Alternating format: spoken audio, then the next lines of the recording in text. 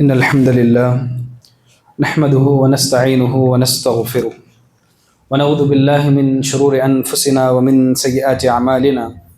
من يهده الله فلا مضل له ومن يضلل فلا هادي له، وأشهد أن لا إله إلا الله وحده لا شريك له، وأشهد أن محمدا عبده ورسوله.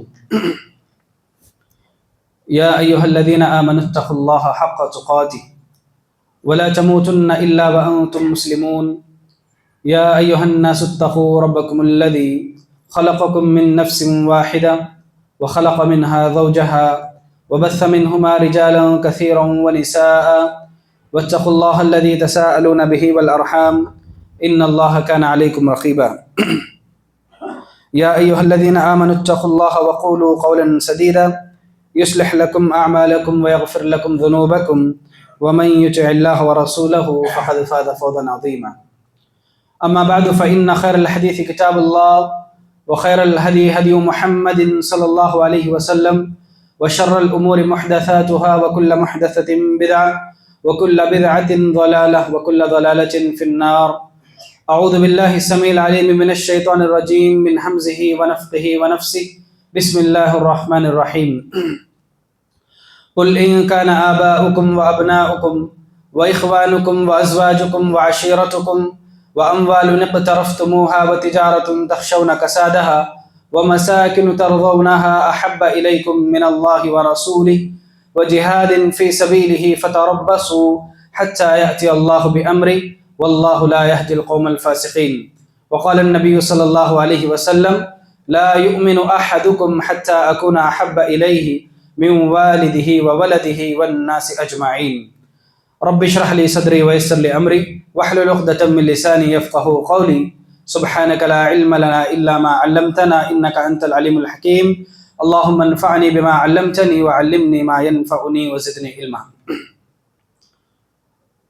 ہر قسم کی تعریف و توصیف، حمد و ثنا، پاکی و بڑائی، بزرگی، برتری، عزت و جلالت، شان اور شوکت، جہ و جلال اس رب حقیقی کے لیے لائق و سزاوار ہے جو اس ساری دنیا کا تنے تنہا خالق ہے، مالک ہے، رزاق ہے، مدبر ہے، جس نے ہم تمام کو صرف اور صرف اپنی عبادت اور بندگی کرنے کے لیے یہ زندگی عطا فرمائی ہے۔ درود و سلام کا نزول ہو تمام انبیاء اکرام علیہم الصلاۃ والسلام پر، بالخصوص میرے اور آپ کے آخری نبی، امام الانبیاء، امام المرسلین، خاتم النبیین، رحمت للعالمین، ساقی کوثر، شافع محشر، جناب محمد الرسول اللہ صلی اللہ علیہ وسلم کے ذات اقدس پر اللہم صلی وسلم علی نبینا محمد وبارک وسلم۔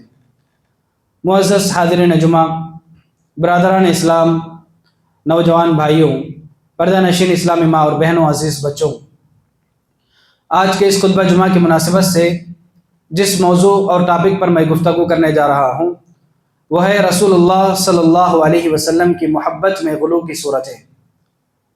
محترم بھائیوں، اللہ کے رسول صلی اللہ علیہ وسلم سے محبت کرنا یہ ہر مسلمان کے اوپر فرض ہے، لازم ہے، اور اللہ کے رسول صلی اللہ علیہ وسلم سے محبت ایک مسلمان کو کتنی زیادہ ہونا چاہیے؟ تو میرے بھائیوں، ایک مسلمان کے نزدیک اللہ کے رسول صلی اللہ علیہ وسلم کی محبت اپنی تمام تر چیزوں سے، اپنی بیوی بچوں سے، اپنی اولاد سے، اپنے مال و دولت سے، الغرض ایک انسان کی اپنی جان سے بھی بڑھ کر ایک انسان کو اللہ کے رسول صلی اللہ علیہ وسلم سے محبت ہونا چاہیے۔ جیسا کہ عمر بن خطاب رضی اللہ عنہ کے واقعے سے آپ سمجھ سکتے ہیں۔ عمر بن خطاب رضی اللہ عنہ ایک موقع سے آپ صلی اللہ علیہ وسلم سے فرمایا تھا کہ اللہ کے رسول صلی اللہ علیہ وسلم والذی نفسی بیدی حتی اکون احب الیک من نفسی۔ اللہ کے رسول صلی اللہ علیہ وسلم، اللہ اس ذات کی قسم جس کے ہاتھ میں میری جان ہے، آپ میرے نزدیک تمام تر چیزوں سے بڑھ کر جو ہے محبوب ہیں، لیکن ایک چیز کے، وہ اپنی جان کے، میری جان کو چھوڑ کر آپ میرے نزدیک ہر چیز سے بڑھ کر ہیں۔ تو اللہ کے رسول صلی اللہ علیہ وسلم نے انہیں جواب دیا: اے عمر، ایمان اس وقت تک مکمل نہیں ہو سکتا ہے جب تک کہ میں تیرے نزدیک تیری جان سے بھی بڑھ کر نہ ہو جاؤں۔ پھر اس کے بعد عمر بن خطاب رضی اللہ عنہ نے کہا: واللہ لانت احب الی من نفسی، اے اللہ کے نبی صلی اللہ علیہ وسلم، تب تو آپ مجھے اب سے میری جان سے بھی بڑھ کر زیادہ عزیز ہیں۔ اب رسول اللہ صلی اللہ علیہ وسلم سے محبت کرنے کا مطلب کیا ہے؟ تو دیکھیں میرے بھائیوں، آپ صلی اللہ علیہ وسلم سے محبت کا مطلب آپ صلی اللہ علیہ وسلم کی لائی ہوئی شریعت، آپ کے تعلیمات کو ماننا، آپ کے حدیثوں کے مطابق عمل کرنا، اور اللہ نے آپ کو جو اسوہ آئیڈیل بنایا ہے ہمارے لیے، اس کو اسوہ آئیڈیل نمونہ سمجھ کر زندگی گزارنا، اور اللہ کے رسول صلی اللہ علیہ وسلم نے جن چیزوں کو کرنے کا حکم دیا ان چیزوں کو کرنا، اور جن چیزوں سے اللہ کے رسول صلی اللہ علیہ وسلم نے منع کیا ہے، رکنے کو بولا ہے، ان چیزوں سے رکنا، یہ اللہ کے رسول صلی اللہ علیہ وسلم سے محبت کرنے کا مطلب ہے۔ صرف انسان زبان سے میں محبت کر رہا ہوں، اللہ کے رسول صلی اللہ علیہ وسلم سے مجھے محبت ہے، تو یہ زبان سے کہنا یہ کافی نہیں ہے۔ اللہ کے رسول صلی اللہ علیہ وسلم سے محبت کا مطلب آپ کو فالو کرنا، آپ کی اطاعت کرنا، اتباع کرنا، یہی آپ صلی اللہ علیہ وسلم سے محبت کرنا ہے۔ میں زبان سے دعویٰ کروں مجھے اللہ کے رسول صلی اللہ علیہ وسلم سے محبت ہے، لیکن ایک طرف میں نماز چھوڑتا جاؤں تو اللہ کے رسول صلی اللہ علیہ وسلم سے محبت نہیں ہے۔ میں زبان سے دعویٰ کروں کہ مجھے اللہ کے رسول صلی اللہ علیہ وسلم سے محبت ہے، اور دوسری طرف میں حرام چیزوں کو کرتا جاؤں تو یہ اللہ کے رسول صلی اللہ علیہ وسلم سے محبت نہیں ہے۔ میں زبان سے دعویٰ کر رہا ہوں کہ مجھے اللہ کے رسول صلی اللہ علیہ وسلم سے محبت ہے، دوسری طرف میں آپ کی سنتوں کو جو چھوڑ رہا ہوں، آپ کی سنت داڑھیوں کو جو ہے منڈا رہا ہوں، اور آپ کی جو ہے آپ کے طریقے کو چھوڑ رہا ہوں، تو میرے بھائی یہ اللہ کے رسول صلی اللہ علیہ وسلم سے محبت کرنے کا کامل ترین طریقہ نہیں ہے۔ اللہ کے رسول صلی اللہ علیہ وسلم سے محبت کرنے کا کامل ترین طریقہ اللہ کے رسول صلی اللہ علیہ وسلم کے حدیثوں کے مطابق انسان عمل کرنا ہے، آپ کی شریعت کے مطابق عمل کرنا ہے۔ اب دیکھیں میرے بھائیوں، ہم سماج پر اگر غور کریں گے، بہت سارے ہمیں ایسے مسلمان نظر آئیں گے جو اللہ کے رسول صلی اللہ علیہ وسلم سے محبت کرنے کا دعویٰ تو کرتے ہیں، لیکن اللہ کے رسول صلی اللہ علیہ وسلم سے محبت کرنے کا جو معیار اللہ نے، اس کے رسول نے اور صحابہ نے، اسلاف نے ہمیں کر کر بتایا، ہمیں نبی کریم صلی اللہ علیہ وسلم سے محبت کرنے کا طریقہ سکھلایا، اس کو چھوڑ کر غلط طریقے کے الگ الگ قسم کی محبت کے، یعنی یوں کہیے محبت اللہ کے رسول صلی اللہ علیہ وسلم کی محبت کے نام پر غلط محبت کے شکار ہیں، غلو کے قائل ہیں۔ تو میرے بھائی، آج کے اس خطبہ جمعہ میں اسی کی طرف روشنی ڈالنے کی کوشش کر رہا ہوں کہ سماج میں اللہ کے رسول صلی اللہ علیہ وسلم کی محبت کے نام پر جو غلو کے شکار ہیں اس کو ہم جانیں، اور اس طریقے کی محبت سے ہم اپنے آپ کو بچائیں اور اپنے گھر والوں کو بچائیں، اور جو لوگ اس طریقے سے محبت رسول کے نام پر غلو کے قائل ہیں ان کی اصلاح کرنے کی ہمیں کوشش کرنا چاہیے میرے بھائی۔ اس سے پہلے کہ جمعہ میں بھی میں نے اسی عنوان پر خطبہ دیا تھا، رسول اللہ صلی اللہ علیہ وسلم کی محبت میں غلو کی صورتیں، تو اس موقع پر ایک ہی چیز میں نے بتایا تھا، وقت کی قلت کی وجہ سے، وہ ایک چیز تھی، جو لوگ رسول اللہ صلی اللہ علیہ وسلم کی محبت میں غلو کرتے ہیں وہ کیا کرتے ہیں، اس کی ایک شکل یہ ہے کہ اللہ کے رسول صلی اللہ علیہ وسلم کو ان کے مقام سے ہٹا کر اللہ کے مقام پر بٹھاتے ہیں۔ اب ظاہر سی بات ہے، جو لوگ یہ کام کرتے ہیں وہ زبان سے نہیں بولتے ہیں کہ اللہ ایک برابر ہے، رسول اللہ صلی اللہ علیہ وسلم برابر ہے، زبان سے نہیں بولتے ہیں، لیکن ان کے عمل سے یہی چیز جو ہے ثابت ہوتی ہے۔ مثال کے طور پر یا رسول اللہ مدد کہنا، یا رسول اللہ ہماری بگڑی بنا کہنا، یا رسول اللہ ہماری مدد فرما، یا رسول اللہ ہمیں اولاد عطا فرما، یا رسول اللہ ہماری مشکل کو دور فرما، اس طرح سے رسول اللہ صلی اللہ علیہ وسلم کے بارے میں مدد کا عقیدہ رکھنا، اسی طرح رسول اللہ صلی اللہ علیہ وسلم کے بارے میں حاضر اور ناظر کا عقیدہ رکھنا، اسی طرح آپ صلی اللہ علیہ وسلم کے بارے میں حاجت روا مشکل کو سمجھنا، یاد رکھ لیجئے یہ سب چیزیں ایسی ہیں جو اللہ کے لیے خاص ہیں، اللہ کے لیے خاص ہیں۔ جو انسان ان چیزوں کے بارے میں یہ سوچے کہ یہ اللہ بھی کریں گے، رسول بھی کریں گے، تو میرے بھائیوں دراصل اس نے اللہ کے مقام پر اللہ کی صفات میں رسول اللہ صلی اللہ علیہ وسلم کو شریک کیا ہے۔ تو نتیجے میں یہ جو عقیدہ ہے آپ دیکھ سکتے ہیں مسلمانوں میں بہت تیزی سے جو ہے عقیدہ پھیلتا جا رہا ہے۔ میں نے اس جمعہ میں وضاحت کی تھی کس طریقے سے جو ہے لوگوں اس عقیدے کو لوگوں میں پھیلایا جا رہا ہے، نظموں کے ذریعے سے، نعتوں کے ذریعے سے، جیسا کہ میں نے کہا بھر دو جولی میری اے محمد، اس طریقے سے نظموں کے بہت سارے غلو جو ہے اشعار میں، نظموں میں، قوالیوں میں بھر کر جو ہے لوگوں کے ذہنوں میں یہ بتایا جا رہا ہے مدد صرف اللہ سے نہیں بلکہ رسول اللہ صلی اللہ علیہ وسلم سے بھی ہونا چاہیے، جبکہ اس مسلمان کو یہ بھی معلوم ہونا چاہیے، ہر نماز میں ہر رکعت میں پڑھتے ہیں ایاک نعبد و ایاک نستعین، اے اللہ ہم تیری ہی عبادت کریں گے اور تیری ہی سے مدد طلب کریں گے، تیرے علاوہ نہ ہم کسی کی عبادت کریں گے نہ ہم کسی سے مدد طلب کریں گے میرے بھائی۔ تو یہ ایک چیز تھی، اور اللہ کے رسول صلی اللہ علیہ وسلم سے محبت کرنے کا غلط طریقہ یا غلو۔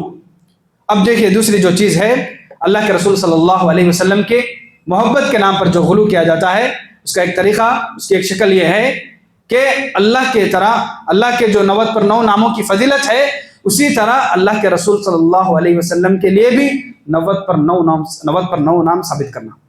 جبکہ میرے بھائیوں، آپ کو معلوم ہونا چاہیے اللہ تبارک و تعالیٰ کے 90 پر 9 نام نہیں، بہت سارے نام ہیں، بہت سارے نام ہیں. ان ناموں کی تعداد کتنی ہے یہ کسی کو معلوم نہیں. آپ کچھ ایسی دعائیں جن میں بتایا گیا ہے کہ اللہ نے اپنے نام کسی انسان کو بتایا بھی نہیں ہے، اتنے بھی نام ہیں. کچھ غیب میں اللہ نے اپنے نام چھپا کے رکھے ہیں. تو اللہ کے ناموں کی تعداد کتنی ہے یہ کسی کو نہیں معلوم ہے.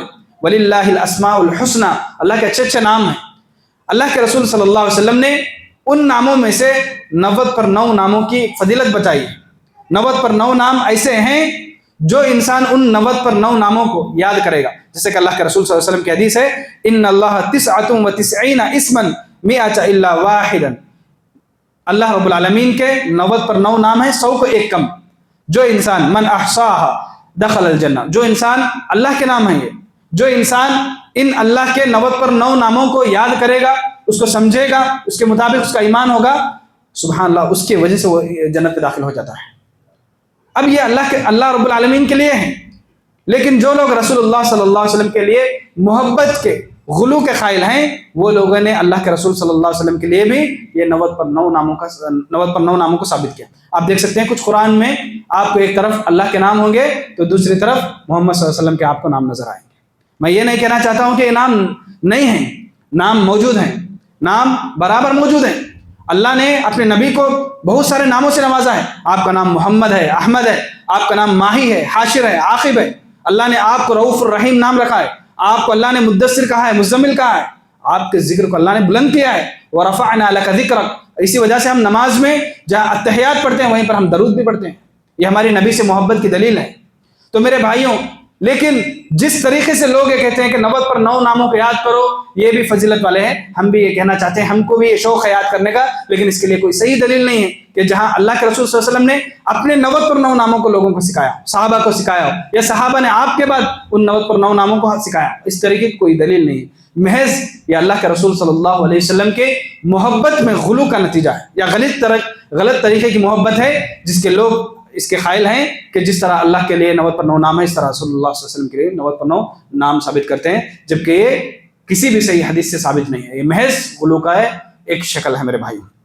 لہذا ہم ان چیزوں سے بچنا چاہیے. اور اسی طرح اللہ رب العالمین کے جو 90 پر 9 نام ہیں ان کو یاد کرنا چاہیے. اس کی جو ہے فضیلت بتائی گئی ہے. جو ان کو یاد کرے گا، سمجھے گا، اس کے مطابق اس کا عقیدہ ہوگا تو وہ جنت پہ داخل ہو جائے گا. اور اسی طرح میرے بھائی، نبی کریم صلی اللہ علیہ وسلم کے بارے میں جو لوگ غلط عقیدے کا شکار ہیں یا غلط غلو کے جو قائل ہیں، اس کی ایک شکل یہ بھی آپ دیکھ سکتے ہیں. لوگ سمجھتے ہیں کہ اللہ کے رسول صلی اللہ علیہ وسلم عالم الغیب تھے. اللہ کے رسول صلی اللہ علیہ وسلم عالم الغیب تھے.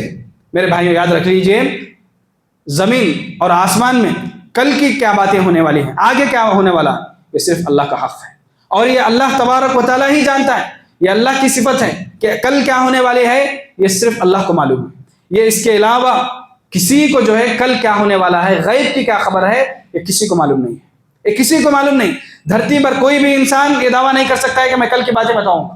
صرف اللہ تبارک و تعالیٰ ہی کی ذات ایسی ہے جو غیب کا کامل جو ہے علم رکھتی ہے. وہ غیب جاننے والا ہے، وہ غیب کا حقدار ہے.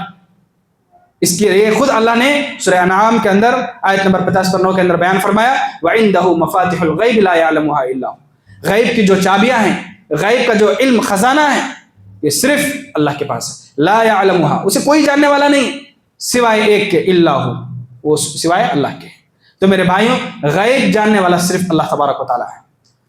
خود اللہ کے رسول صلی اللہ علیہ وسلم نے، اللہ تبارک و تعالیٰ نے اپنے نبی سے قرآن مجید میں کہلوایا، اے نبی آپ کہیے وَلَوْ كُنْتُ أَعْلَمُ الْغَيْبَ لَاسْتَكْثَرْتُ مِنَ الْخَيْرِ وَمَا مَسَّنِيَ السُّوءُ.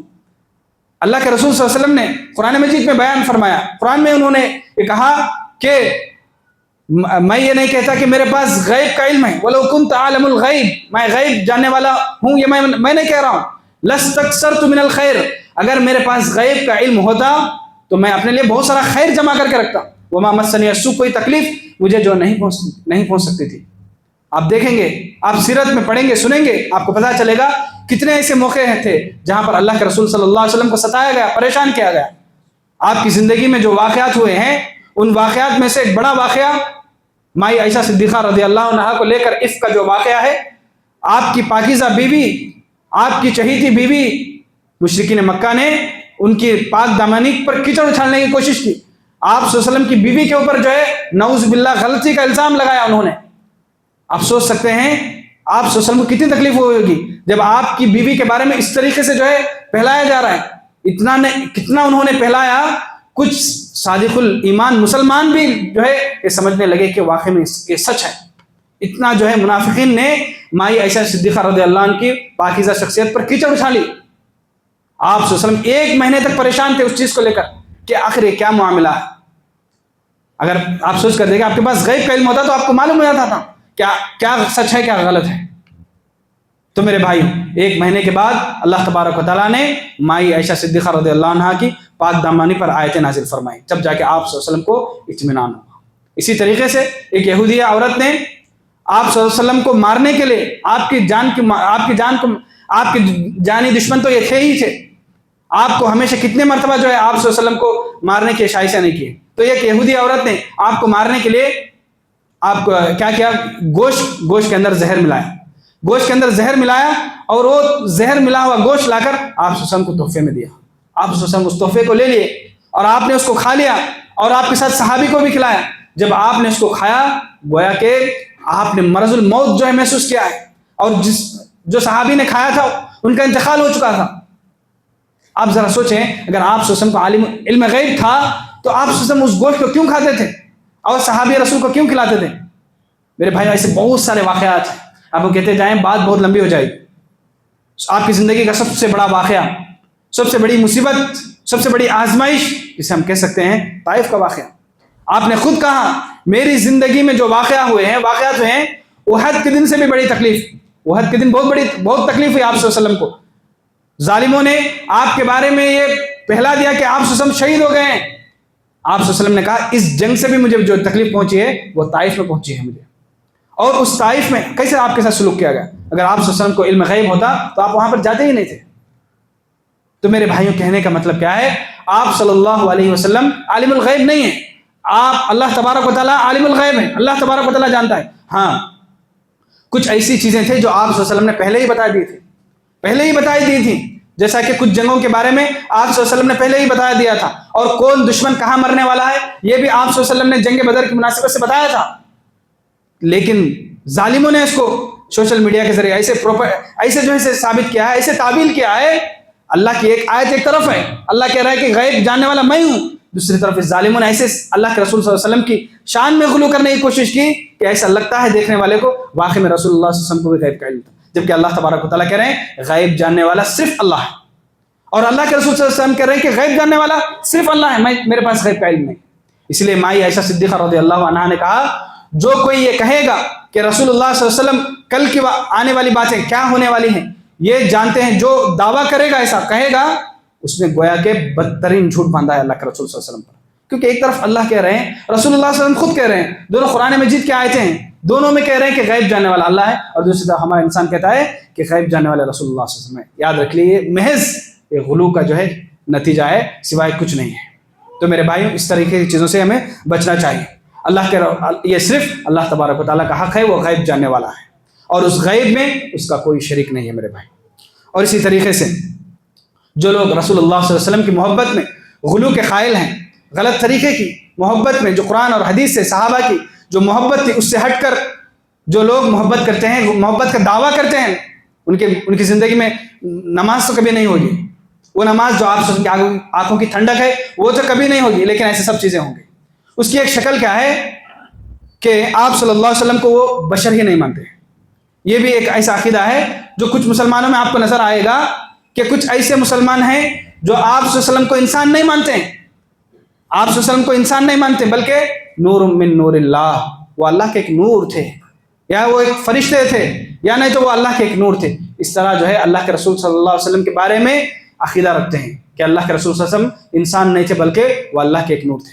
تو میرے بھائیوں یہ جس طریقے سے انسان جب کسی کی محبت میں اندھا ہوتا ہے تو وہ اسی طریقے سے شیعہ جو حضرات ہیں انہوں نے حضرت علی رضی اللہ عنہ کی محبت پہ اتنا غلو کیا نعوذ باللہ, انہوں نے یہ دعویٰ کر بیٹھا حضرت علی رضی اللہ عنہ کو انسانیت سے نکال کر الوہیت کے درجے پر بٹھا دیا.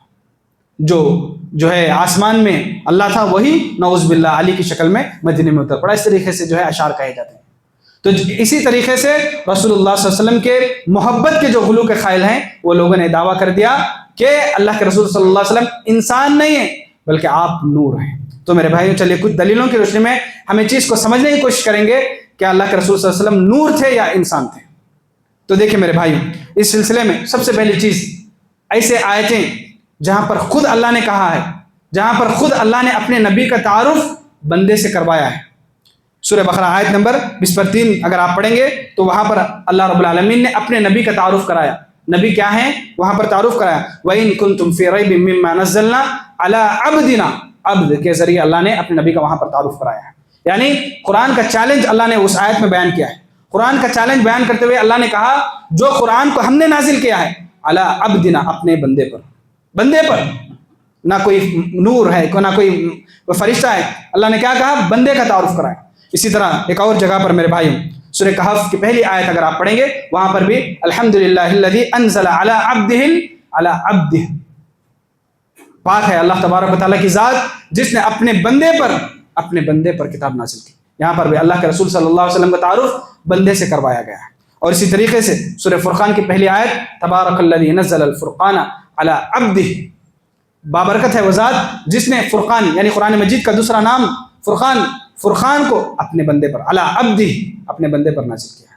اس طریقے سے میرے بھائیوں بہت سارے آپ کو معراج جو آپ صلی اللہ علیہ وسلم کی زندگی میں ایک بڑا واقعہ ہے اس کا ذکر بھی اللہ تبارک و تعالیٰ بیان کرتے ہوئے وہاں پر بھی اللہ کے رسول صلی اللہ علیہ وسلم کو بندہ کہا۔ سبحان الذی اسری بعبدہ، پاک ہے وہ ذات جس نے اپنے بندے کو راتوں رات ایک جگہ سے دوسری جگہ، رات کے کچھ حصے میں ایک جگہ سے دوسری جگہ پر لے گیا۔ تو میرے بھائیوں اللہ خود کہہ رہے ہیں اپنے نبی صلی اللہ علیہ وسلم کے بارے میں یہ میرا بندہ ہے۔ اور اسی طرح کچھ ایسی آیتیں جہاں پر اپنے نبی سے اللہ نے کہلوایا کہ تم بشر ہو، تم انسان ہو، جہاں پر خود اللہ نے کہلوایا اپنے نبی صلی اللہ علیہ وسلم کے زبان سے تو اپنے نبی نے اس کو زبان سے ادا کیا۔ قرآن مجید کی وہ آیتوں کو آپ اپنے ذہن میں رکھیں، ایک سورہ فصلت اور سورہ کہف، سورہ فصلت اور سورہ کہف دونوں کے اندر سیم آیتیں اللہ نے وہاں پر اپنے نبی سے کہلوایا قل انما انا بشر مثلکم، اے نبی آپ کہیے انما انا بشر مثلکم، میں بھی تمہارے طرح ایک انسان ہوں۔ میرے بھائیوں یہاں پر بہت سارے لوگ ہمارے اوپر الزام ڈالتے ہیں کہ ہم اللہ کے رسول صلی اللہ علیہ وسلم کو اپنے جیسا انسان سمجھتے ہیں۔ ہم انسان سمجھتے ہیں لیکن انسانیت میں آپ کا مقام و مرتبہ بہت اونچا ہے، بہت اونچا ہے۔ ہم اپنے طرح انسان نہیں سمجھتے، ہم انسان سمجھتے ہیں لیکن انسانیت میں آپ سب سے افضل ہیں، ہمارا یہ عقیدہ ہے۔ تو اللہ رب العالمین نے کہلوایا اپنے نبی کی زبان سے تو اپنے نبی نے کہا قل انما انا بشر مثلکم، میں بھی تمہارے جیسا ایک انسان ہوں۔ فرق کیا ہے؟ فرق کیا ہے؟ یوحی الی انما الہکم الہ واحد، میرے طرف اس بات کی وحی ہوتی ہے کہ اللہ تبارک و تعالیٰ ایک ہے۔ تو فرق کیا ہے؟ اللہ کے رسول صلی اللہ علیہ وسلم پر وحی آتی تھی اور ہم انسانوں پر وحی نہیں آتی۔ تو اسی طریقے سے ایک اور جگہ پر سورہ اسراء آیت نمبر 90 کے اندر اللہ کے رسول صلی اللہ علیہ وسلم سے کہلوایا گیا قل، اے نبی آپ کہیے سبحان ربی، میرا رب پاک ہے، هل كنت الا بشر رسولا، میں تو صرف ایک رسول ہوں اور ایک انسان ہوں۔ اور اسی طریقے سے میرے بھائیوں بے شمار آیتیں ہیں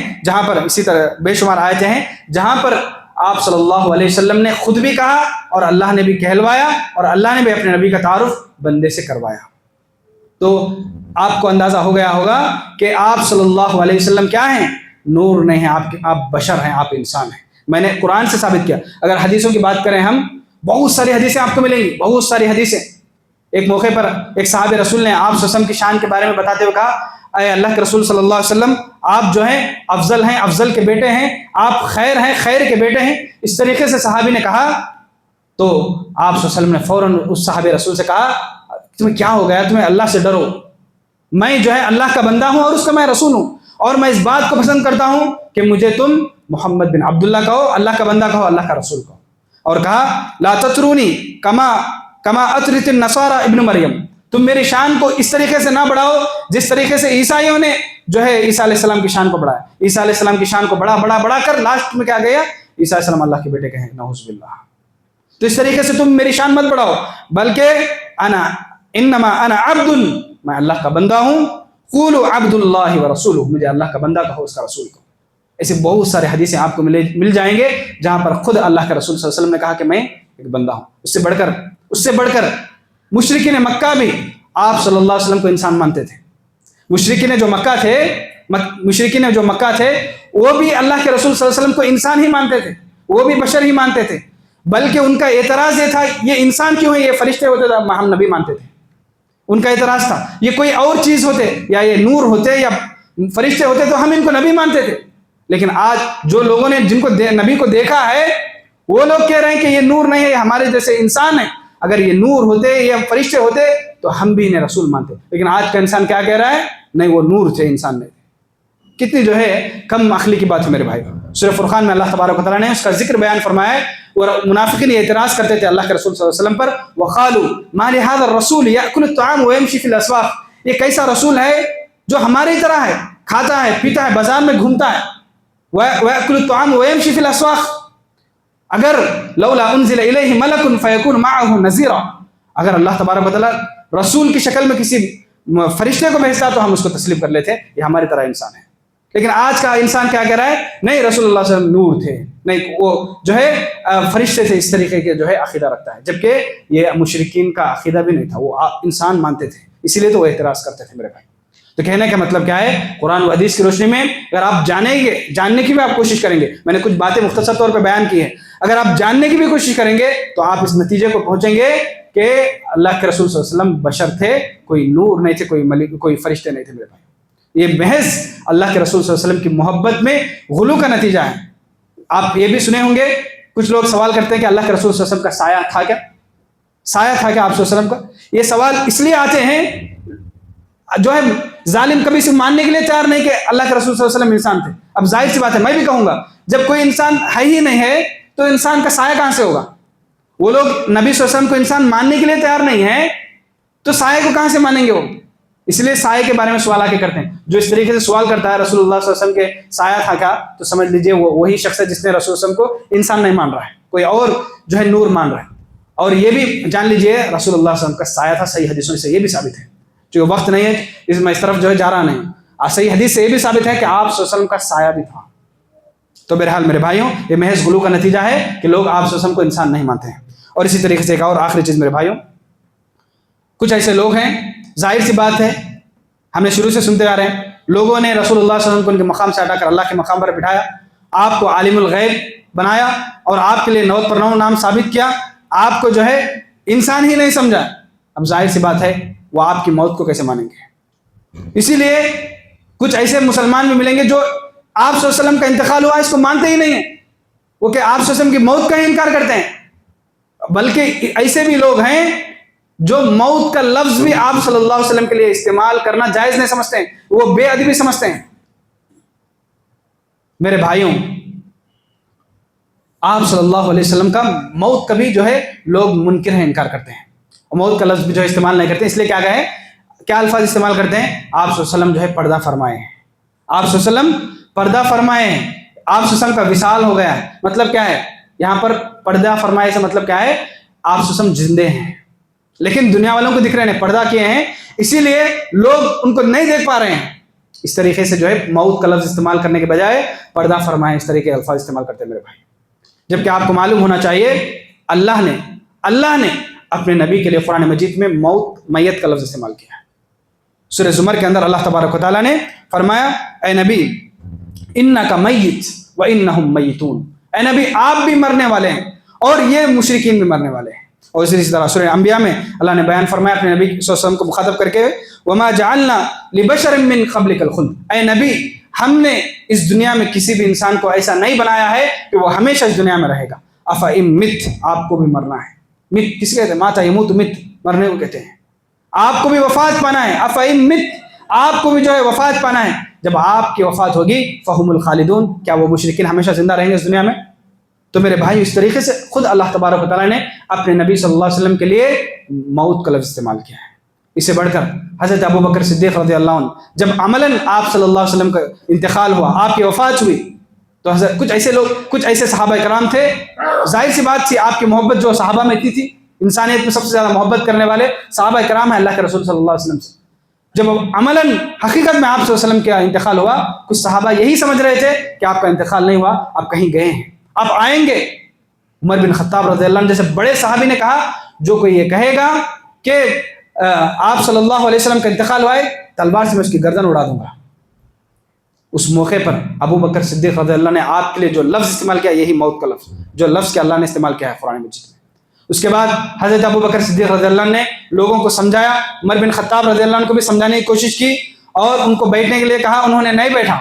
پھر اس کے بعد ابو بکر صدیق رضی اللہ عنہ نے خطبہ دیا اور اس خطبے کے اندر کہا کہ من کان منکم یعبد محمدا فإن محمدا قد مات، لوگوں یہ سن لو، تم میں سے جو کوئی محمد کی عبادت کر رہا تھا، محمد صلی اللہ علیہ وسلم کی بندگی کر رہے تھے، وہ اس بات کو جان لے محمد صلی اللہ علیہ وسلم فإن محمدا قد مات، محمد صلی اللہ علیہ وسلم جو ہے وفات پا چکے ہیں۔ اس کے بعد کہا ومن کان منکم یعبد اللہ، تم میں سے جو لوگ اللہ کی عبادت کر رہے تھے وہ اس بات کو جان لے فإن اللہ حی، اللہ زندہ ہے، ہمیشہ زندہ رہے گا، لا یموت، اسے کبھی موت نہیں آئے گی۔ تو میرے بھائی اس کے بعد عمر بن خطاب رضی اللہ عنہ ہوش میں آیا، قرآن مجید کی وہ آیت حضرت ابو بکر صدیق رضی اللہ عنہ نے تلاوت کی، وما محمد الا رسول، اس طریقے سے حضرت ابو بکر صدیق رضی اللہ عنہ کے اندر احساس آیا اور انہوں نے اس چیز کو مان لیا۔ تو کہنے کا مطلب کیا ہے، آپ صلی اللہ علیہ وسلم کی محبت میں جو غلو کا نتیجہ ہے، اس وجہ سے لوگ آپ صلی اللہ علیہ وسلم کی موت کو بھی انکار کرتے ہیں۔ میرے بھائیوں اس طریقے سے کوئی چیز نہیں ہے، قرآن و حدیثوں سے آپ صلی اللہ علیہ وسلم کی موت کا، حقیقی موت کا ثابت ہونا واضح ہے میرے بھائیوں۔ اور اسی طریقے سے دیکھیے کچھ اور ایسے ہی چیزیں رسول اللہ صلی اللہ علیہ وسلم کی غلو کی وجہ سے، جیسے کہ آپ صلی اللہ علیہ وسلم کا نام سن کر یہ دو انگوٹھوں کو لے کر آنکھوں کو لگانا، اس طرح آنکھوں کو چومنا، اس طریقے سے کیا جاتا ہے۔ محمد صلی اللہ علیہ وسلم کا نام سنتے ہیں تو کیا کرتے ہیں، انگوٹھا لے کر آنکھوں کو لگاتے ہیں، چومتے ہیں۔ یاد رکھیے یہ معلوم نہیں ہے چیز کہاں سے آئی، ہمیں جہاں تک معلوم ہے آپ صلی اللہ علیہ وسلم کا نام سن کر آپ پر درود پڑھنا ہے، یہ طریقہ آپ صلی اللہ علیہ وسلم نے سکھایا ہے۔ اور یہ بھی کہا، بدعا بھی کی، آپ صلی اللہ علیہ وسلم نے کہا کہ جس شخص کے نزدیک میرا نام آئے اگر وہ مجھ پر درود نہ بھیجے وہ بخیل ہے۔ اور ایک حدیث کے مطابق آپ صلی اللہ علیہ وسلم نے حضرت جبرائیل علیہ السلام نے بدعا کی تو آپ صلی اللہ علیہ وسلم نے اس بدعا پر آمین کہی۔ جو محمد صلی اللہ علیہ وسلم کا نام سن کر درود نہیں پڑھتا ہے، مختصر سا درود صلی اللہ علیہ وسلم ہوتا ہے، اس کو بھی جو ہے انسان پڑھنے سے وہ درود کا جو ہے ثواب اسے ملتا ہے۔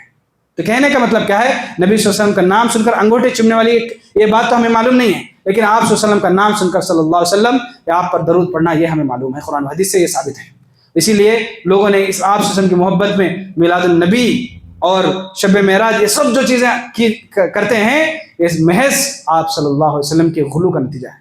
جس نبی نے اپنی زندگی پر دوسروں کے طور طریقے سے روکا ہے، آج اسی نبی کے نام پر دوسروں کے طریقے جو ہے برتھ ڈے کرتے ہیں، میلاد النبی۔ میلاد النبی کا مطلب ہی جو ہے، میلاد النبی کا مطلب ہی ہے کہ آپ صلی اللہ علیہ وسلم کی پیدائش کا دن۔ تو اسی طریقے سے اللہ نے آپ کو ایک تحفہ دیا تھا معراج کی شکل میں، اس تحفے کے دن کو بھی سیلیبریٹ کرتے ہیں۔ جبکہ اگر کہیں اس کی تفصیلات بہت ہیں، معراج کرنا پہلی چیز، معراج کس موقع پر ہوئی تھی اس کی تاریخ بھی اختلاف ہے، بہت سارا اختلاف ہے۔ اس معراج کو منانا بہت دور کی بات ہے، بہت دور کی بات ہے۔ وہ معراج کب ہوئی تھی اس کی تاریخ بھی نہیں معلوم ہے۔ کیوں اللہ نے اس تاریخوں کو ہم سے چھپا کے رکھے ہیں؟ تاکہ لوگ اس طریقے سے بدعتوں میں جو ہے ملوث نہ ہوں۔ تو میرے بھائیوں کہنے کا مطلب کیا ہے، آپ صلی اللہ علیہ وسلم سے ہر مسلمان کو محبت کرنا ہے، محبت کرنا لازم ہے، ضروری ہے، اپنی جان سے بھی بڑھ کر محبت کرنا ہے۔ اور یہ محبت کا مطلب صرف دعویٰ نہیں ہے، صرف دعویٰ نہیں، محبت کا مطلب آپ کی لائی ہوئی شریعت کو ماننا اور سنت کے مطابق چلنا۔ آپ صلی اللہ علیہ وسلم نے قرآن و حدیث کے مطابق، توحید کے مطابق، جس توحید کی دعوت کے لیے آپ صلی اللہ علیہ وسلم بھیجے گئے تھے اس توحید کو ماننا، یہ آپ صلی اللہ علیہ وسلم سے محبت کرنے کا دلیل ہے۔ جیسا کہ شاعر کہتا ہے، سنت نبوی پہ اے سالک چلا جا بے دھڑک، سنت نبوی پہ چلا جا اے سالک بے دھڑک، جنت الفردوس کو جاتی ہے سیدھی یہ سڑک۔ کہ مطلب کیا ہے، جب انسان اللہ کے رسول صلی اللہ علیہ وسلم کی اتباع کرے گا، فالو کرے گا، رسول اللہ صلی اللہ علیہ وسلم کے حدیثوں کے مطابق عمل کرے گا، تو گویا اسے یہ اطاعت، یہ محبت سیدھا جو ہے جنت تک پہنچا دیتی ہے میرے بھائی۔ تو یہ کچھ باتیں تھیں اللہ کے رسول صلی اللہ علیہ وسلم کی محبت کے غلو کے حوالے سے، جو کہ ہمارے قوم و سماج میں بہت زیادہ دیکھنے کو ملتی ہے۔ لہٰذا ہم ان چیزوں سے بچنا چاہیے اور اللہ کے رسول صلی اللہ علیہ وسلم سے حقیقی محبت کرنا ہے، جو محبت کے اللہ نے اور اس کے رسول نے اور اس کے صحابہ کرام نے ہمیں بتایا ہے۔ اللہ تبارک و تعالیٰ سے ہم دعا کرتے ہیں، الہ العالمین ہم تمام کو صحیح معنوں میں محمد صلی اللہ علیہ وسلم سے صحیح سچی اور محبت کرنے کی توفیق عطا فرمائے۔ ہم تمام کو رسول اللہ صلی اللہ علیہ وسلم سے حد درجہ محبت کرنے کی توفیق عطا فرمائے۔ اللہ کا جب تک ہمیں اس دنیا میں رکھے، قرآن و حدیث کے مطابق ہمیں جو ہے زندگی گزارنے کی ہمیں توفیق عطا فرمائے۔ جب ہمیں اس دنیا سے جانے کا وقت آئے، کلمہ توحید لا الہ الا اللہ محمد الرسول اللہ پہ ہمیں لے جا۔ آمین۔ اقول قولی ھذا استغفر اللہ لی ولکم ولسائر المسلمین فاستغفروہ انہ هو الغفور الرحیم۔